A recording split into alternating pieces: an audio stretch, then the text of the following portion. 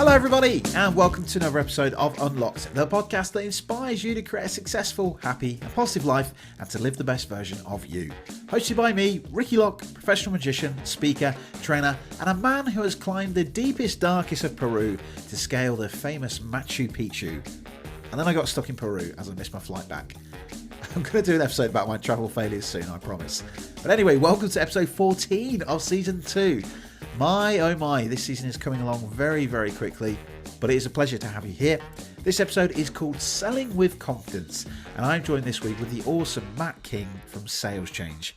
So firstly, I'm going to start by saying a huge thank you to Matt, because this episode was our second recording due to some audio issues in the first recording. As Matt will say in this episode, he says it's his fault, but I don't blame him because I had some issues on the second recording. Yeah, I think we were recording this during the time when my laptop broke. So I lost some audio files. So Matt sounds delicious. He sounds really good in this episode. And I just sound like it's a normal Zoom recording. But it's still pleasant to hear. So don't worry. It is still a really good episode. And it is filled with gold, as always, as most episodes are. I truly think it's a great topic to explore because we sell every day, whether it's ourselves, our products, or even in our relationships. But not everyone is confident in selling. So Matt has come along, he's joined me for a great discussion on how we can sell with confidence. And if you follow Matt on Instagram, he has a fantastic platform teaching and inspiring people to succeed in business and close more sales. I think you're going to enjoy this episode. Also, along with this episode, I've also created a free ebook called 10 Simple Tips to Sell with Confidence. And you can download it for free. It's simple tips that I've implemented in my own business. And we also discuss a few of these tips on this podcast episode. It's completely free, and I hope that it will help you create the confidence to sell more in your business. It's free, it's in the show notes, and go download it now. As always, don't forget to head over to Apple Podcasts to leave a review and a rating so it gets shared to more listeners. Thank you for listening to this episode, and enjoy the episode with Matt King. Hello everybody, and welcome to another episode of Unlocked. Today I have Mr. Matt King from Sales Change. Hello Matt, how are you doing? I'm all right, Ricky. How are you, mate? Yeah, very well, thanks, mate. Very well. And I think we'll be honest and humble. Is that the word? Or we'll be honest and open, shall we? And just say that, yeah, this is our second time recording this. So thank you very much to Matt. He's a very kind gentleman because I'm quite a lazy man. So I think if I was asked to record something twice, I'd probably say no. So Matt has kindly agreed to re-record this because the first... It was my fault, though, Ricky. It was my fault. Well, it's every day's a school day, isn't it, mate? We're all learning. And it was a great episode, wasn't it? So we're going to have to try to repeat it. It was a fantastic episode. What I tried to do is dress the same as well. I know the listeners won't know this, but I'm wearing the same T-shirt. I have washed it in between episodes, but yeah, I'm wearing the same get-up as well, just to make the video continuity work. That's right, yeah. Well, I hope you've watched it after 2 months, Matt. Yeah. But yeah, so for Matt, yeah, thank you for coming on. It was a really great episode, but we had a slight little audio issue. So thanks, mate, for coming back. Are you well? Are you having a good week so far? I am having a good week. It's what now? Wednesday? No, Tuesday. It's Tuesday. Yeah. So I love Mondays because Mondays are always my busy day of the week. Tuesdays are the days where I get to just relax, reflect on the week previous, and then start planning for the rest of the week. So yeah, Tuesdays are a good day. Let's put it that way. Oh, good. Well, look, thanks for coming back. And I guess we'll take a deep dive straight into this. We met it's coming up to probably nearly a year now. I think it was June last year. For good friends, Alan and Emily. So anyone with your bingo cards, you're probably going to get a whole house today. So good luck to you because there's a few corkers in this episode. You might get a line at least. But Alan and Emily, good friends from Yellow Tuxedo. We were involved together, Matt, for the Yellow Magic Hour. And I believe it was called Building Trust to Get More Sales. You came on as a speaker, and that was the first time I kind of met you. And I kind of fell in love with you because of the whole Harvard Review business, the trust equations. That's where we kind of met. But Matt, let's tell everyone, who are you and what do you do? So I am a sales coach, but I'm also a creative sales coach. So if people who follow me on Instagram, I create very attractive Instagram carousel posts all around the topic of sales. I also help businesses grow. So for the last 10 years I've been working in businesses and growing their sales teams. So I like collaborating, networking, and just building sales teams, really. That's what I do. It's all about sales. That's my kind of fun. Yeah, I love that. And you are a carousel king, as they say on Instagram. And if you can check out Matt's Instagram handles, we'll put the link in the show notes. His content is amazing. And we're going to talk about his Instagram growth because over the last well, it's just over 12 months now. He's had an amazing journey in growing his Instagram channel, and his content is amazing. So we'll come on to that a little bit later on. But Matt, I guess the reason I wanted to have this conversation with you today was all about sales. It's something that's been in my past, but something that we shared before was that we kind of use sales every single day, whether we are selling an idea, having a conversation with someone, we're always trying to sell ourselves. But I think one of the conversation that will add value to our listeners is about the confidence in sales, because not everyone is confident in selling. We've seen a perception of those sleazy sales door-to-doors or PPI calls. But I'd love to take a deep dive into this, Matt, about the key challenges to selling. What would you say is some of the key challenges to selling and why people are not very confident at it?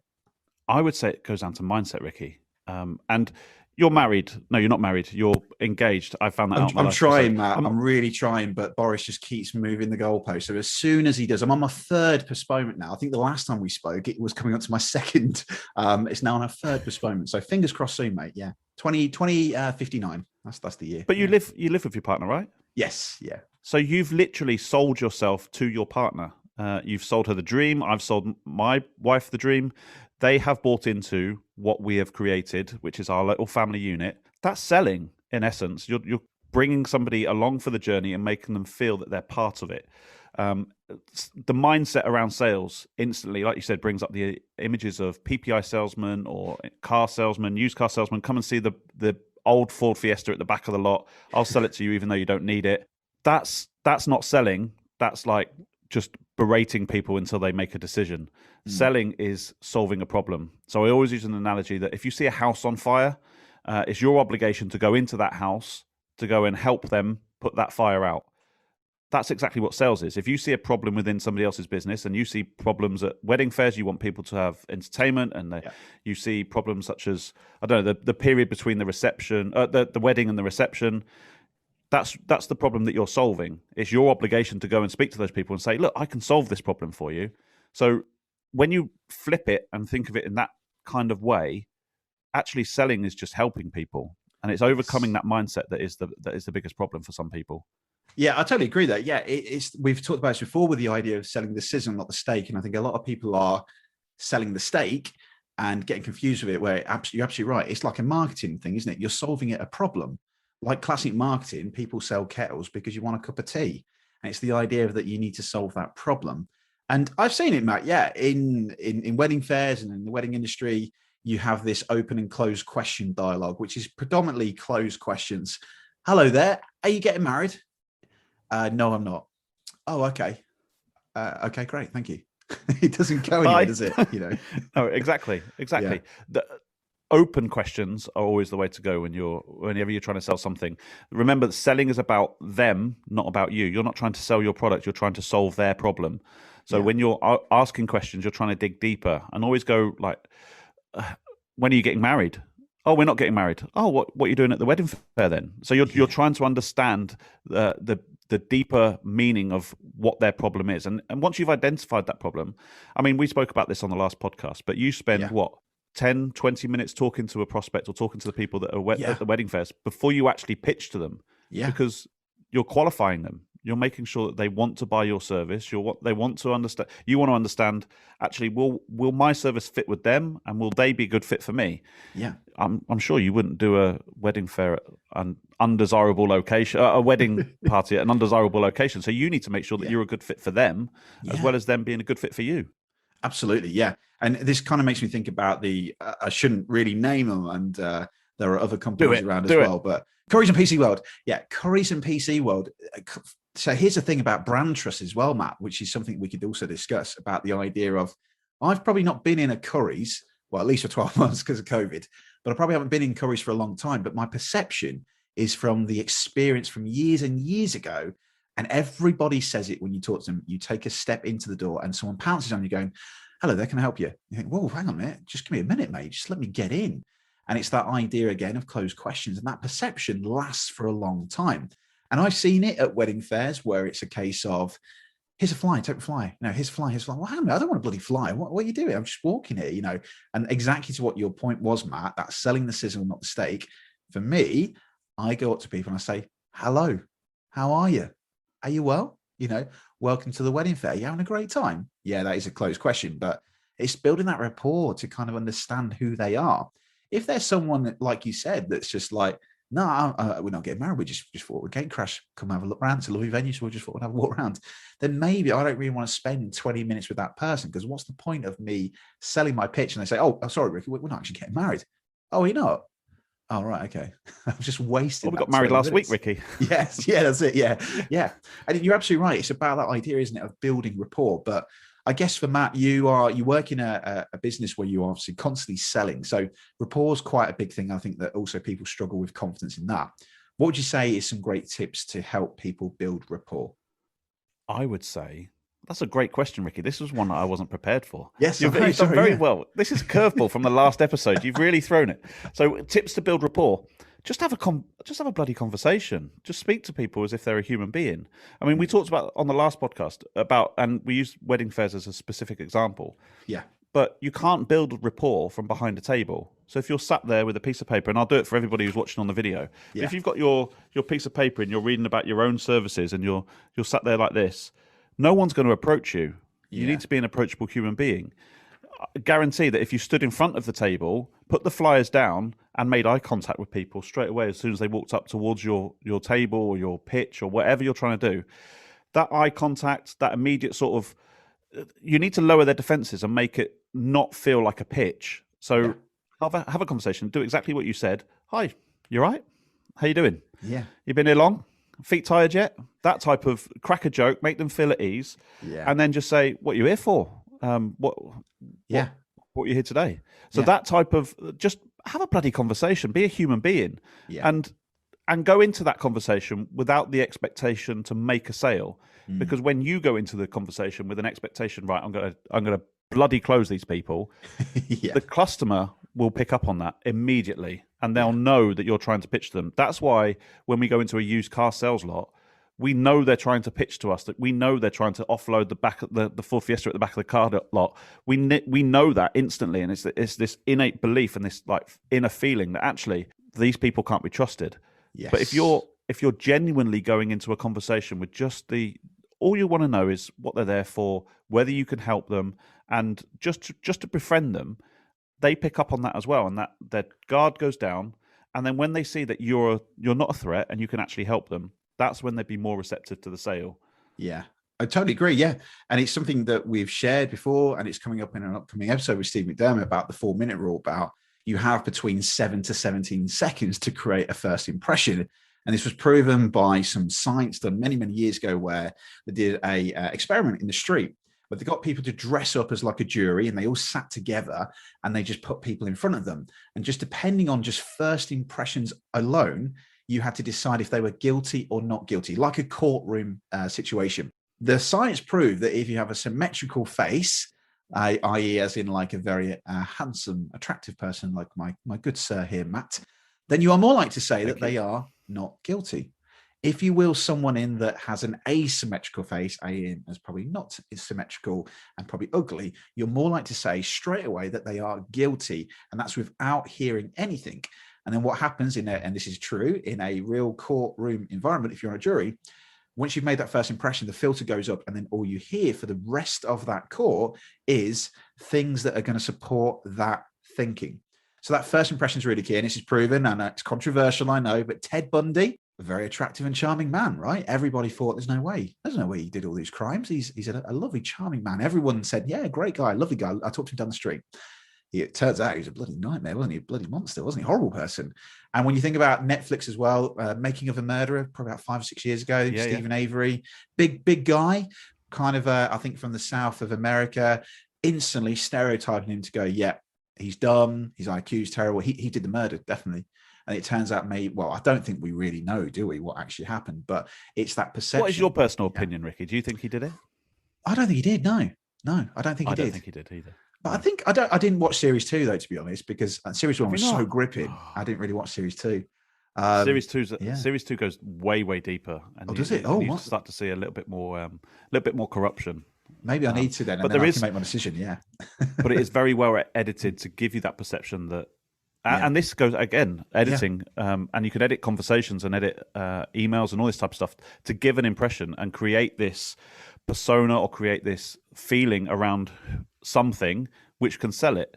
So I think you on the last podcast you touched about a first impression that you had when you went into a store and you met a general manager, was it, or somebody who?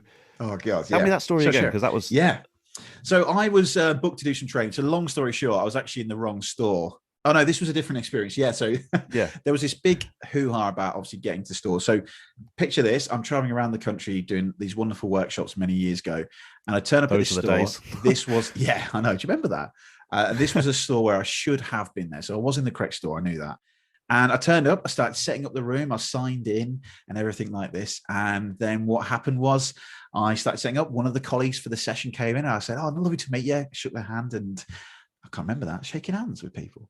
Yeah, so shook her hand and she sat down and said, "Great to see you." And then the security guard just barges in through this little, it was kind of like a fishbowl. It was like next to the staff room, so fishbowl kind of area. It said training room. He walks in and he goes, "Who are you? And what are you doing in the store?" I went, "Oh, okay." Bit weird, but I went, "Hey, my name's Ricky. Good to see you. I am a trainer from head office. I'm here to do a session today with the Birmingham store." "Right, okay. Well, I've got the store manager on the shop floor. He's asking, 'Who are you and what are you doing here?'" "Oh, right. Okay, great."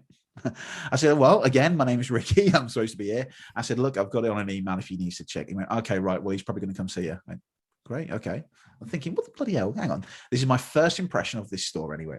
So I carry on setting up the room. And then again, this guy, he walks in, and I can't remember the store manager's name now, but with these doors, they had a glass window. Call him Brian. See. Yeah.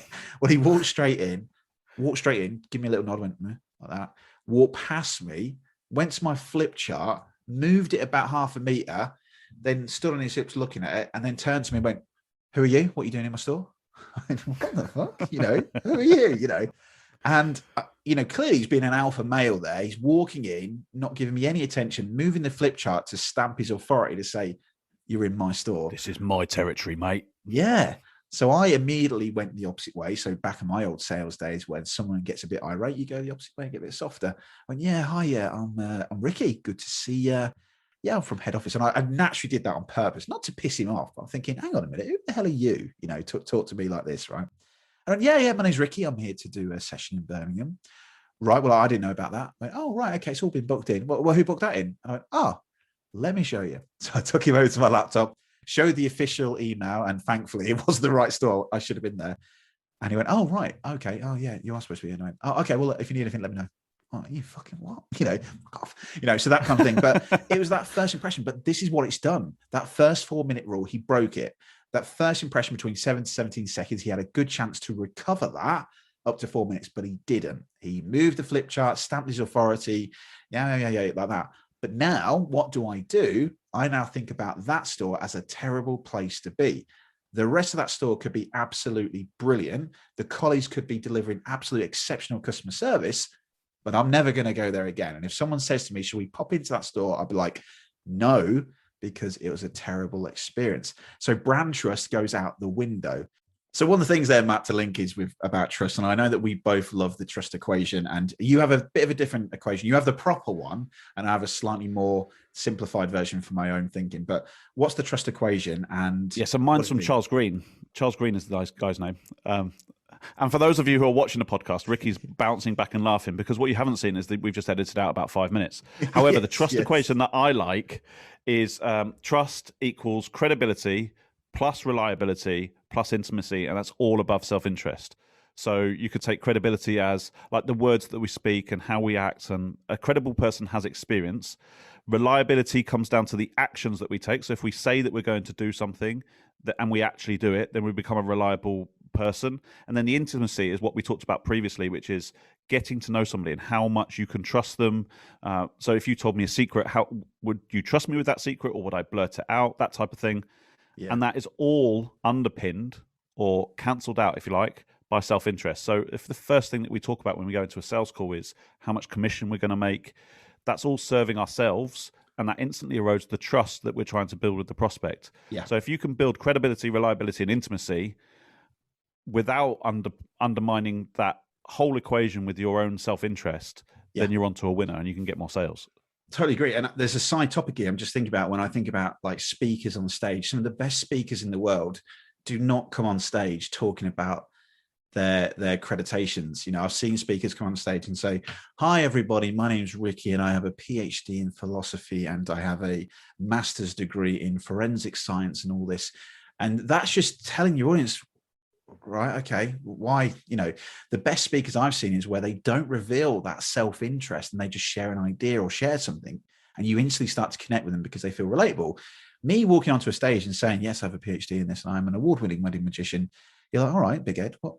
All right. And you start to lose that trust straight away. Like, you don't need those accreditations to prove that you are a trustworthy source. And I think, like that guy in my experience, he was stamping his authority. "I'm the store manager. Who are you?" Well, yeah. All right. I'm just a normal guy. I could have been the CEO. I could have been a new director. And what he would have done had been ruined. And I would have sacked him if I had. Yeah. But it just stamped all over that for it. But yeah, so Matt, I'm the same this, and I love this. And I have a great similar equation from my good pal, Matt Edwards. When we were training, we had a simplified version, which was C plus R minus SI equals trust. So it's taken out a bit of the equation. And it's the idea of credibility plus reliability minus self-interest equals trust. And I have a great example of this with the idea of Jack Sparrow. So Matt, I take it you know who Jack Sparrow is. For sure. Good on you. Why are pirates called pirates, Matt? Because they are. They are. So credibility, Matt. Oh God, I have to do some editing on this one, don't I? So credibility, Matt. Credibility. So if you was to imagine Jack Sparrow right now on a scale of 100%, how credible is he? Would you say he looks like a pirate? Yes. Yeah. Would you say he walks like one? Definitely. Yeah. Talks like one, dances like one, gets drunk like one. So you'd probably say 100%. If I was to ask you how reliable is Jack Sparrow from what we see in the films, most people would probably say, not very. He's always drunk, he's late, he always causes commotion and lots of problems. Probably say 20% maybe, right? How much self-interest does he have in himself? Thousands and thousands of percent. It's all about him. So let's just say 100%, right? So if we did the maths, 100% plus 20 is 120, minus that self-interest, which is 100, equals 20. Therefore, 20% of trust. Would you trust Jack Sparrow? Probably not. And this is why I think it's really important that whenever you are, like we chatted before, selling me at wedding fairs, it's about, hey, I'm having a conversation first and building rapport.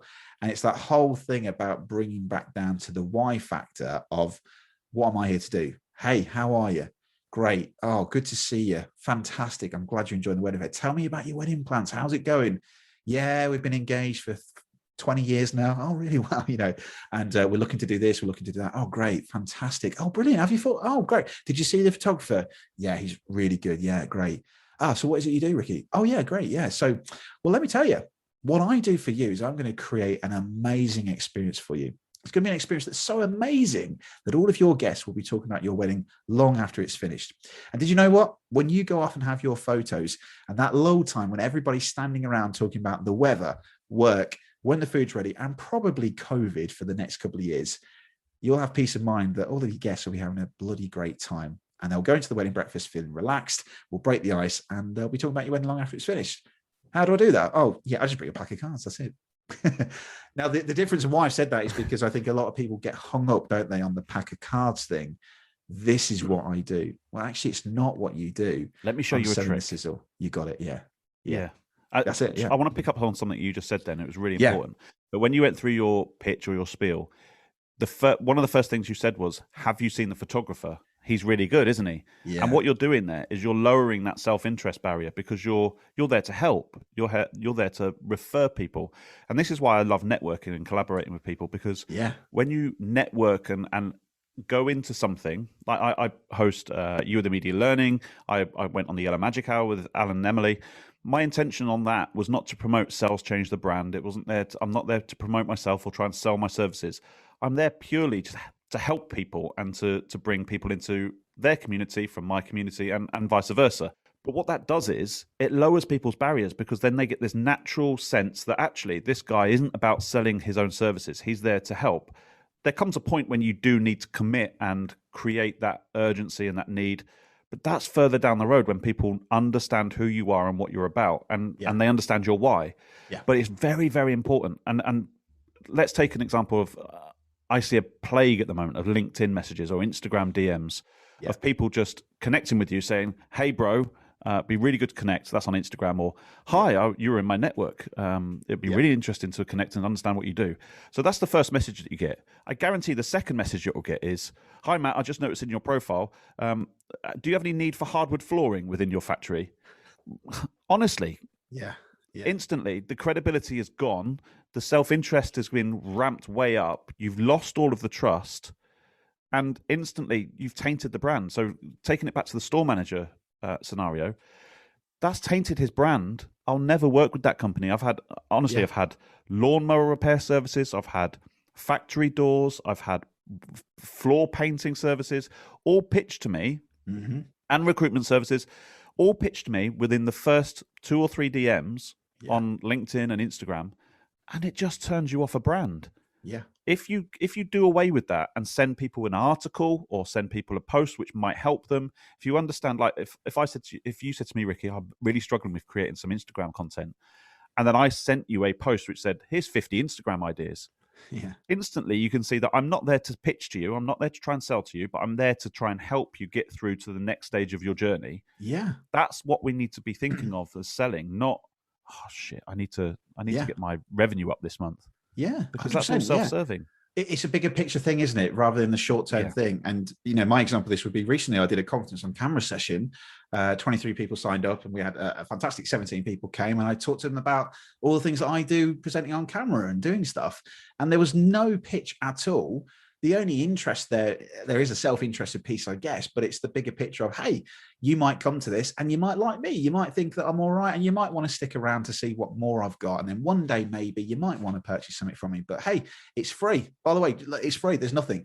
And, that was the whole thing, that I genuinely wanted to help people. I was seeing people on Instagram and doing stuff like, and I thought, right, well, I can help this. So look, come along. And well, I've got a great tip here, Matt, actually. I'll share this if you want. It's a really fun tip, actually. And I just basically help people. And it's like, hey, stick around. If you like me, then look, come join my podcast. It's a great thing. We talk about sales. We talk about some fun stuff. And it's just that idea of like, hey, I'm not here to sell anything. And like you say, Matt, yes, we all need money, but it's not about getting out there straight away, isn't it? And dick measuring contest. It's working from a position of abundance. And when you believe that everybody is a potential customer, not just the select few that show an interest in your brand, then actually you if you think in those terms, you're actually only trying to pitch to 3 or 4 people because those are the ones that are showing you interest. Where actually you should be pitching to the 28 billion people, or however, 68 million people in this country. You should be pitching to all of those rather than just the 3 or 4 people that show an interest. And when you've got that mindset and understand that actually you can help more people just by showing up and being yourself and showing up and helping as many people as possible, I guarantee that you'll get more business because you've helped somebody do something, and they will refer you to somebody else, and then they'll say, I mean, we've spoken before. A common interest of ours is Dan Thomas on Instagram. Dan Thomas turns up and shows people behind the scenes of his business. He turns up and shows people how he does stuff. How I met Dan Thomas was he had 200 followers, but he was holding an Instagram live between me and him, just an Instagram live. I wasn't on his live. It was just him talking to the camera. But he was talking about applications that you can use to edit podcasts on your phone. And I was in the stage of creating my podcast, and I was thinking, I could bloody do it on my phone. I could do it on a train. When we used to be allowed to go on trains. I could do all of this. And that's how he built the trust, because actually he wasn't pitching Social Boom, which is his company. He was just pitching, this is a great app that you can use for podcast editing, which is what I do on my Instagram. And when I'm not harvesting followers, but I'm growing quite fast. What I'm doing is I'm just trying to spread the message far and wide. And the more people that see me, the more exposure I get. And the more exposure I get, the more opportunities I've got.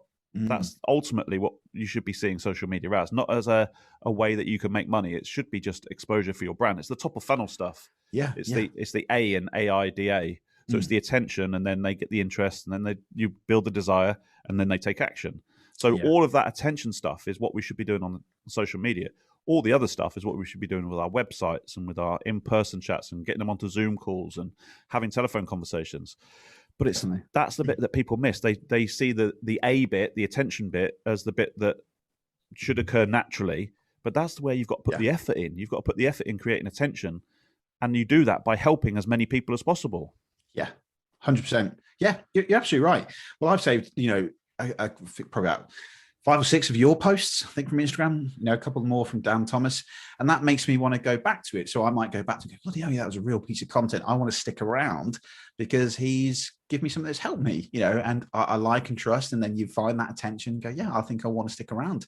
So yeah, I think you're absolutely right. And well, there's a thing here before we go on to the Instagram thing about listening, which was the idea of that selling the sizzle of the steak, rather than me just saying, hey, book me, I'm a magician. But why do I need a magician? Well, I'm just bloody awesome. That's why.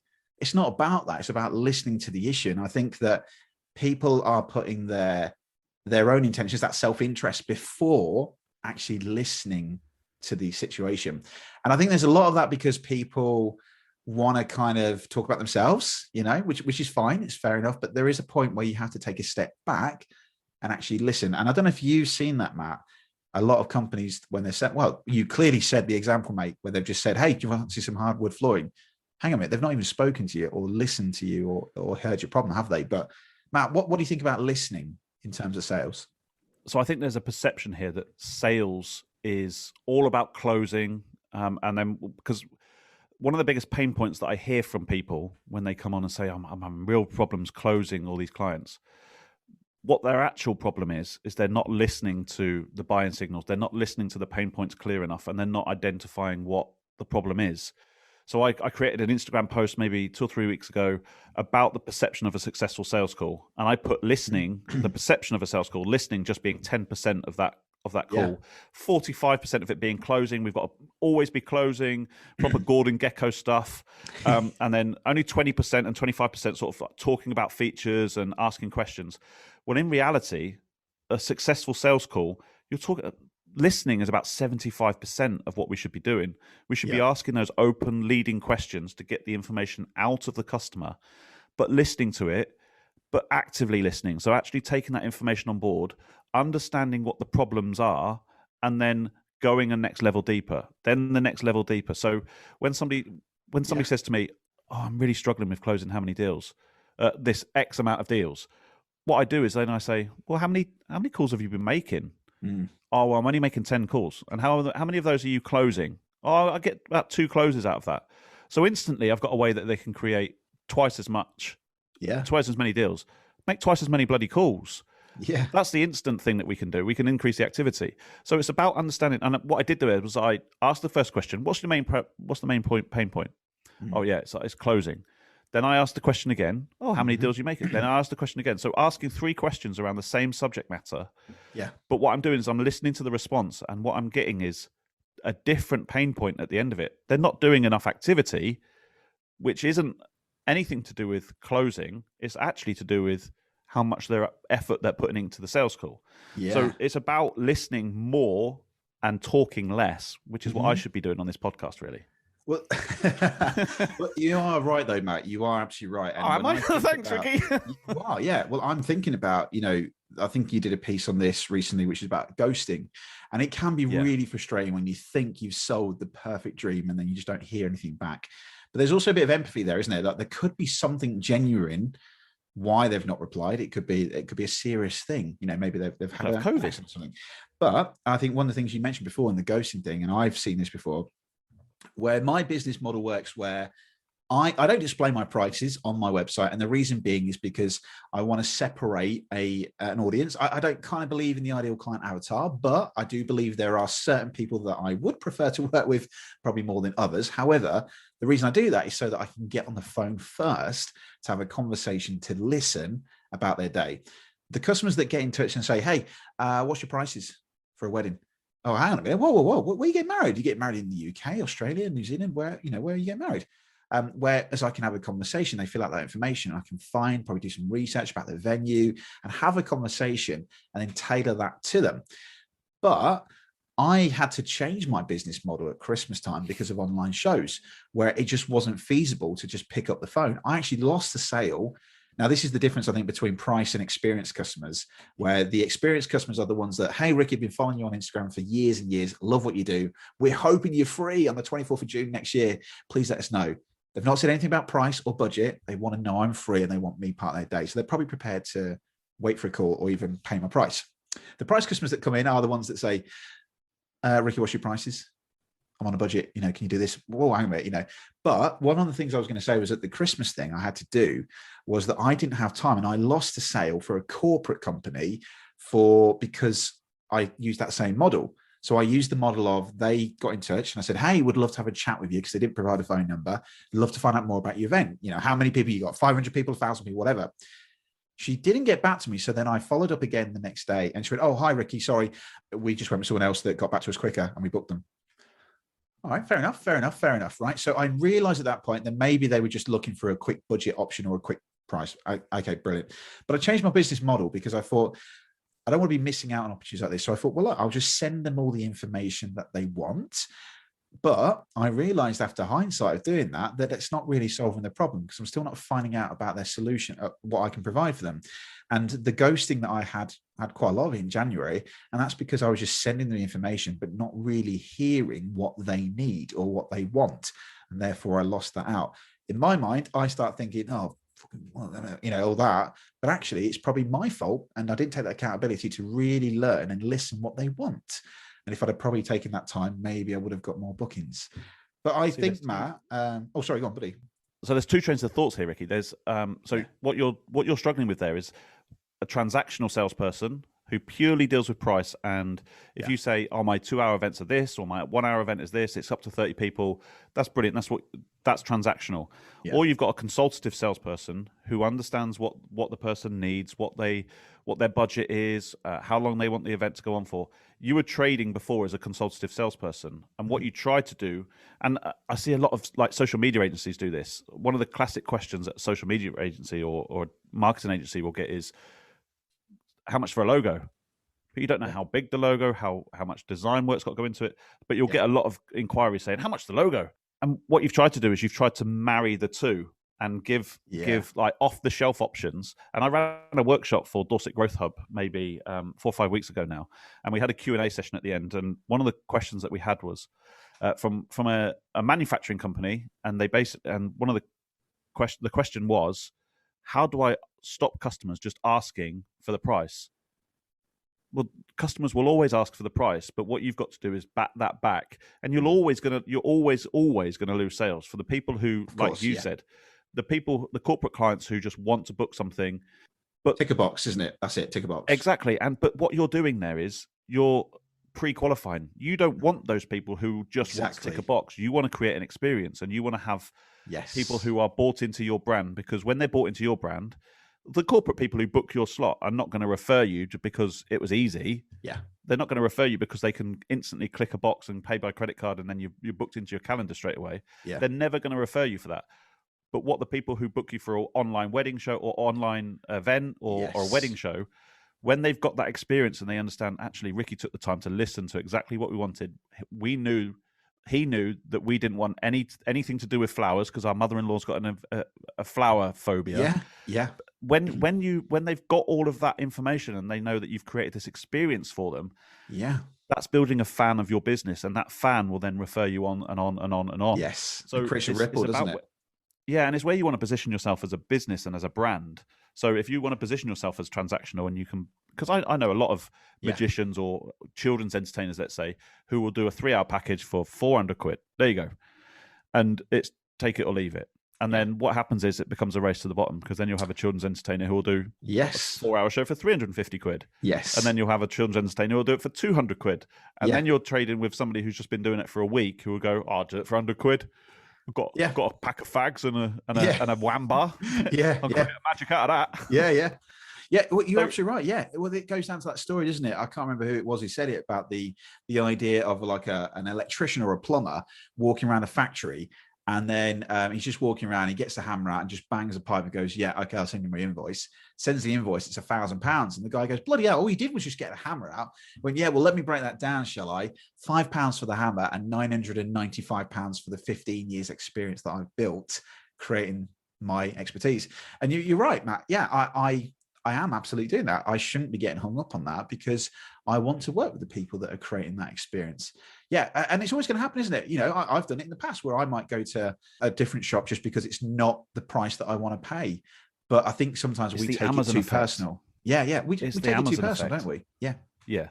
Everybody now, if they want to buy something, and I do it instantly.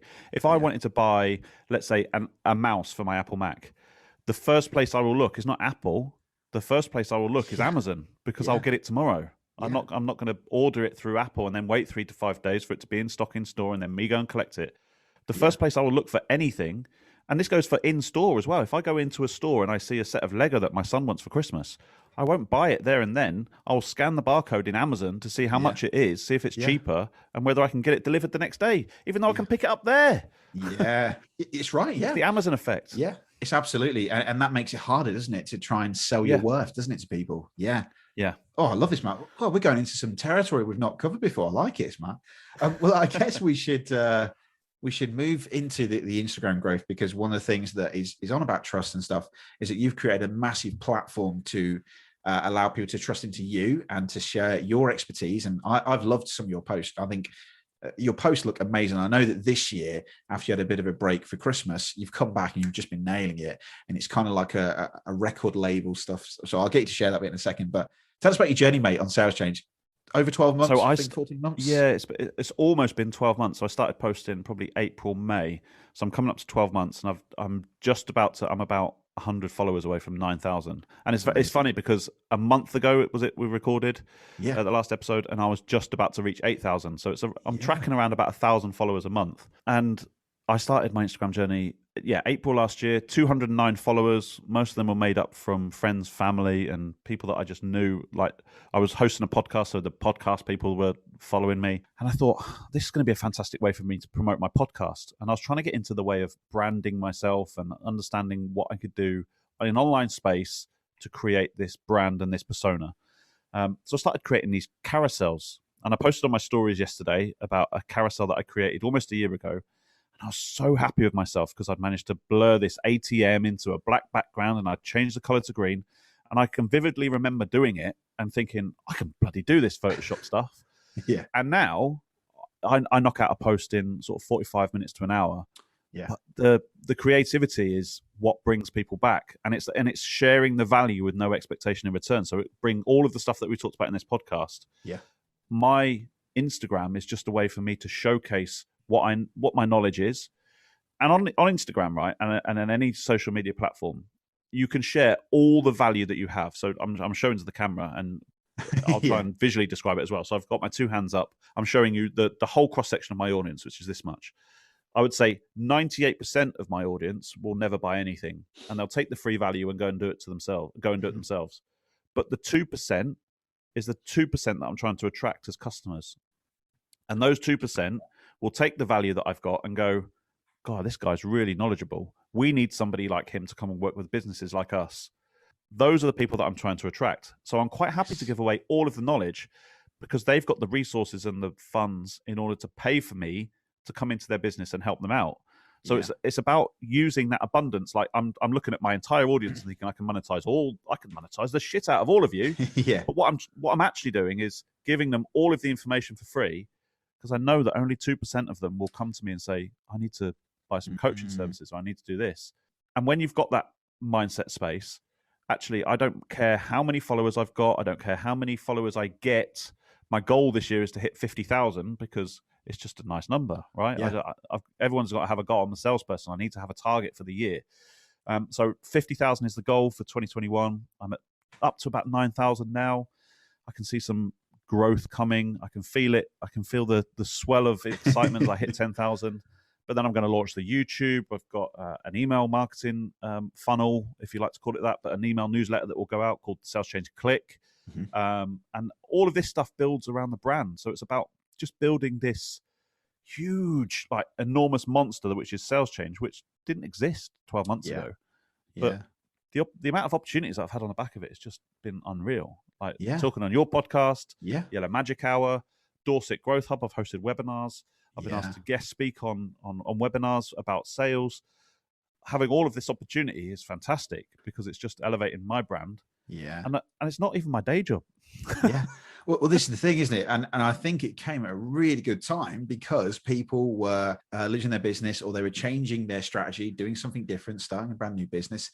And now I reckon you'll probably get a surge of growth because people are now in the UK, especially, are starting to panic and go, "Oh crap, I've got 2 months before things potentially go back to normal. So I need to up my game." So those people that have been laying dormant, I think you'll probably get a lot of surge now, thinking, "Shit, I need to follow this guy. I need to listen to this guy. I need a short-term answer quick." And yeah. But Matt, your content's fantastic, and I know that you inspired me to create carousels, and I bloody struggled like hell. Found it bloody frustrating. I only used Canva, and eventually I used a different tool to cut it because it just didn't line. And I thought, bloody hell, what's going on? But I just love how I always believe the path of least resistance, and it's just simple. I love it. It's eye catching. It just makes you want. It's insightful as well. So I've saved one, which was the one about when you don't hear back from people. So that was a really good post, and it was the idea of, it was the one to deal with challenges or no's, which is a really great piece. But I love it, Matt, and I think that your content is just rocking, mate. Yeah, and you've got that kind of record label style now, haven't you? Which looks brilliant. Yeah, so I came back in, and I've just done a post on this actually. So if you go and check out my Instagram page, it's @SalesChange, which is all one word. And what I did is in January, I came back and I rehashed my style. And I actually took, do you know the opening titles from Have I Got News for You? Yeah.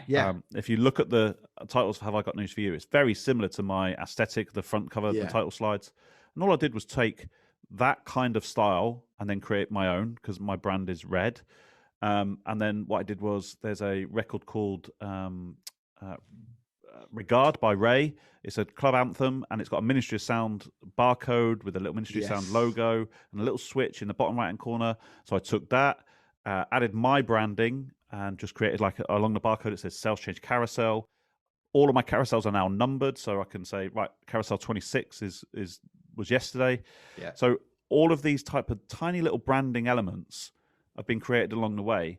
But it's been a process of a year. Like you say, you started using Canva. Yeah. I started using Canva probably March last year, but I just couldn't get on with it. I felt Canva was too restrictive for me.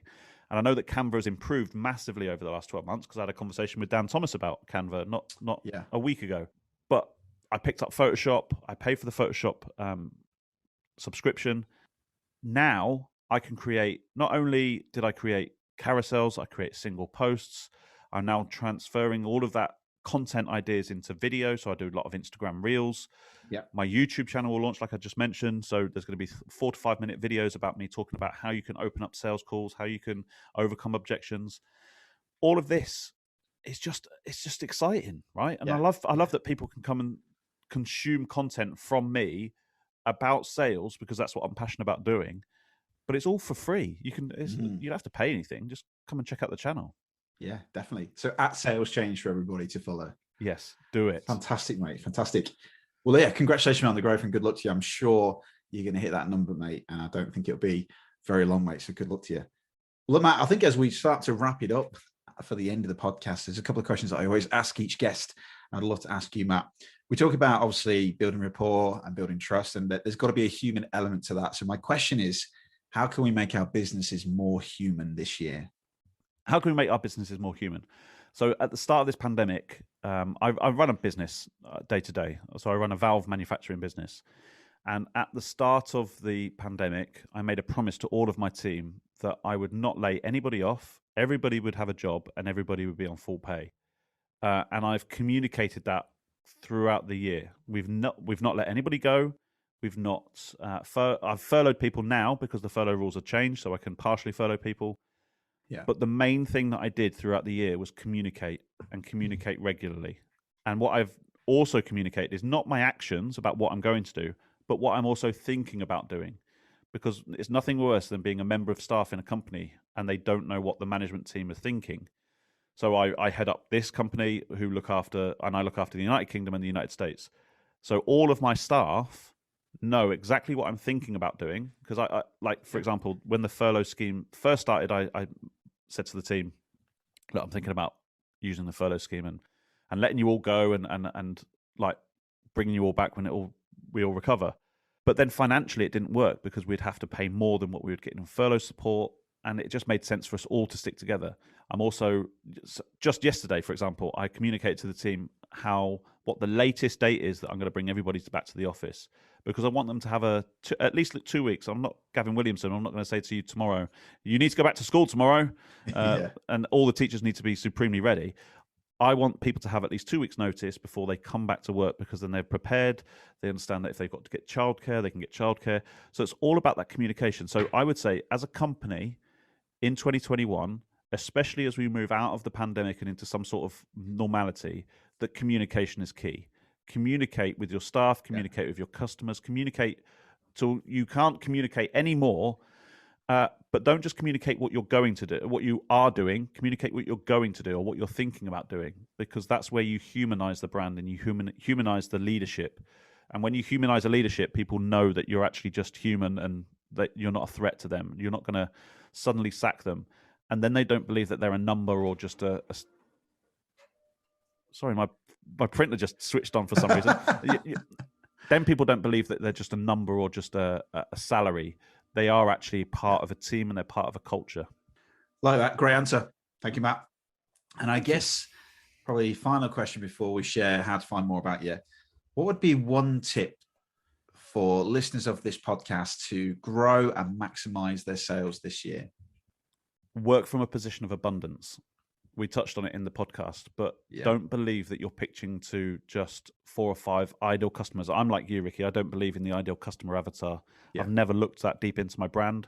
I believe that you should just be pitching to everybody, because even people with 0 followers on Instagram who don't engage with your content will buy from you if it solves their pain point.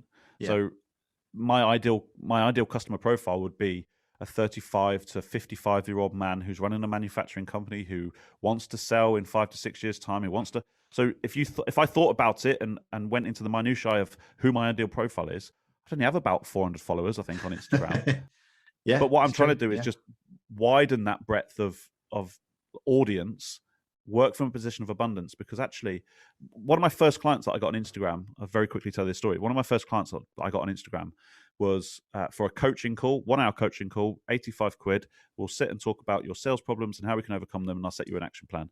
One of my first ever customers was a guy from India who I'd never known follow me, had never engaged in any of my content, never sent me a message on Instagram, but he booked 3 months worth of coaching calls the day I launched coaching, because he knew that I could solve his problems. And we worked together. He now does my SEO on my website for me for free, in return for some sort of guidance that we do. So, but there's a plethora of opportunities out there. And if I had pitched to him directly, it probably wouldn't have worked. But what I did was create content around what he perceived as to be his pain points. And then he bought, which was incredible. And I got sales because it solved in his head what he was struggling with. And people will do that. People will commit. It's an interesting point, isn't it? That I think there's always someone watching, isn't there? So, try not to narrow your choices and just show up and do what you need to do and do what you love, because you never know who's watching. Exactly. Love that, Matt. So thanks so much, mate, for coming on to the podcast again. Matt, how can we find more about you? If we want to find out more about you, you got a YouTube channel. Is it out now, or is it coming out? It's not going to be out yet, no. So the YouTube channel is there, but there are 0 followers. So if you want to be my first follower, then you can just search Sales Change and then just click follow. Great. But the Sales Change YouTube will launch probably in about a month's time when I hit 10,000 followers, because then I can do the old swipe up thing on Instagram. You can check out my Instagram. It's at Sales Change. It's at Sales Change on LinkedIn. It's at Sales Change UK on Facebook. I don't really engage with Facebook though, so Facebook's not the main channel. So don't go rush there and hope that you're going to get all this content, because you're not. So you can connect with me on LinkedIn. It's Matt King, or you can check out the website. It's saleschange.co.uk.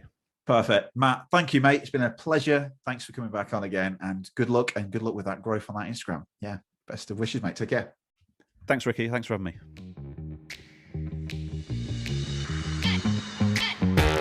Thank you very much, Matt, for coming on the show. You're an absolute pleasure to talk to. And for everybody listening, go head over to Instagram. You can follow at Sales Change, and let's get Matt over that 10,000 followers. Don't forget, head to the show notes so you can download my free ebook, 10 Simple Tips to Help You Sell with Confidence. And if you did enjoy this episode, head over to Apple Podcasts and leave us a review. That would really help out. Thanks for listening, and we'll join you on the next episode of Unlocked. Goodbye.